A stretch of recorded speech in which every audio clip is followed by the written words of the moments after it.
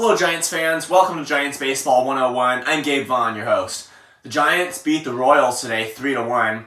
It was an incredible comeback. I mean, they were only behind one run, but it was the 8th inning. It was definitely looking like they were going to lose. Anthony DeSclafani pitched really well today. He has just been lights out.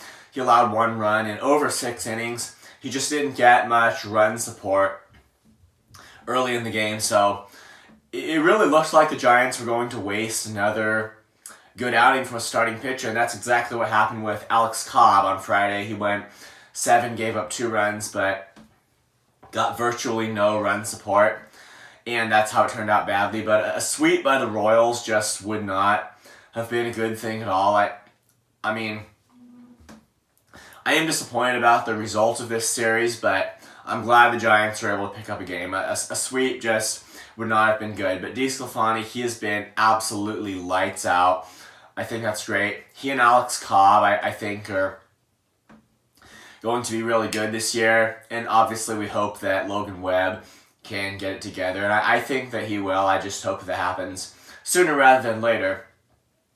But today it was DeSclafani. He pitched very well. And until the 8th inning, he didn't get any run support. But then it got started. Wilmer Flores doubled and Michael Conforto homered. Altogether, the Giants scored 3 runs in that inning. And then Tyler Rogers was chosen to come in and get the final 3 outs of the game. And I think it's just the Giants' pitching strategy.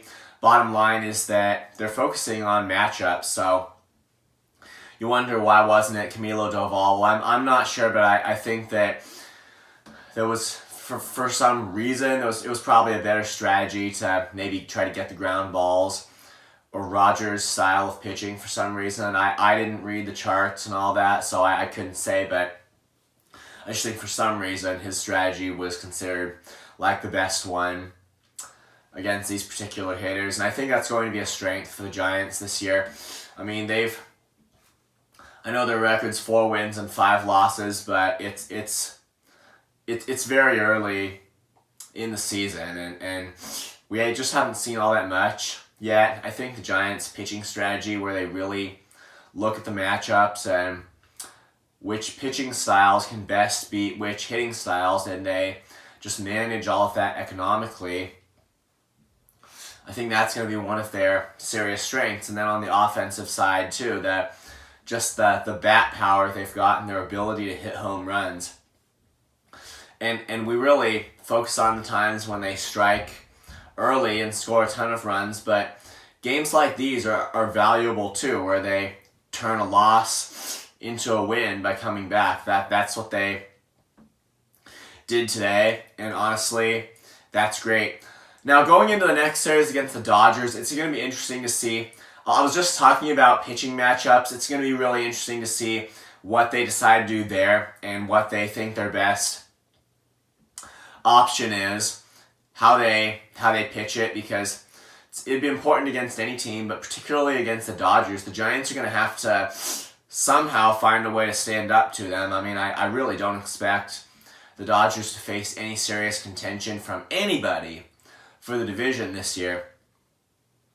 But all the same, it's games that the Giants have got to win against a good team. So they're all going on the Giants' wild card record anyway, and they have to figure out a way to play the Dodgers. And I think that's where this new pitching strategy is going to come into play, and the Giants are just going to have to manage it as well as possible and match everybody up when they're supposed to be matched up. Because the Dodgers, they're a really good hitting team, and they're a really good pitching team too. So the Giants, in both of those aspects of the game, they're going to have to be like on their best. And Logan Webb, pretty sure he'll get the ball against the Dodgers. I think he's going to start pretty regularly once every 5 games. I don't really see the Giants pitching him out of the bullpen, so expect him to probably start in his next turn. He's going to have to pitch effectively against the Dodgers. He's going to have to get what went wrong, basically get it together over the past couple of starts. And since I don't have all the charts and stuff, so I don't know what the Giants' best strategies are, what the best way to play the game is, but since the Giants have that, the Giants coaches and manager, they have that, it's their decision, and I think they're just going to have to take the information and make well-informed decisions and have the right guy on the mound at the right time. And that this applies to the starting rotation as well as the bullpen.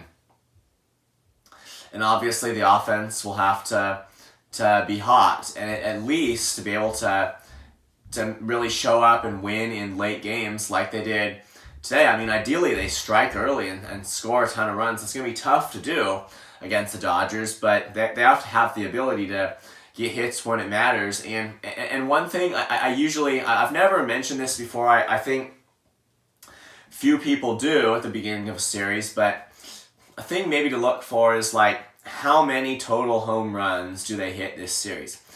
It's probably something at least to keep track of, because that's such a weapon for the Giants. And you don't hear this talked about a whole lot, how many home runs they're going to hit in this series, like before any given series. But I'm mentioning it because I think it's significant, and it will have some kind of a causal relationship to the outcome. And then obviously we have to see how well, however the Giants decide to do it on the pitching side, we're going to have to see how well it all turned out.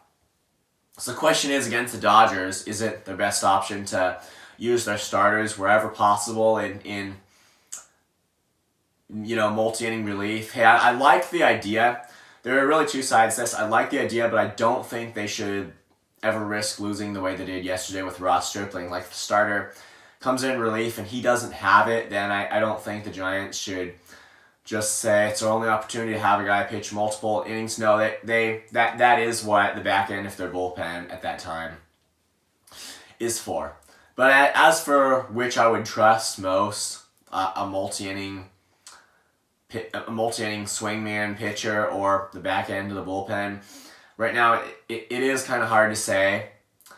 I mean, Camilo Doval blew a game yesterday, but Tyler Rogers, he did a good job. He locked down the save today, so that's what's kind of hard to say, and that is something the Giants, with the information they have, I think they're really going to have to figure that out. So the Giants are going to need to win their first series against the Dodgers in a long time. They have the chance to do that starting tomorrow, and honestly, it's hard to expect that the Giants will be as good as the Dodgers in when the two teams play this year, but they at least have to be a bit better than they were last year and have something to show for it. And also not the bullpen. Whatever strategies they do use, they can't blow saves like they did last year when they have a potential win against the Dodgers. I just think they're going to have to hold on to it. If they can do that, that's going to change a lot, I think, about how they fare against the Dodgers. Thank you for watching. This has been Giants Baseball 101. Please subscribe if you haven't. Also, please leave your comments and questions. You know where to do that. I'll see you next time on Giants Baseball 101.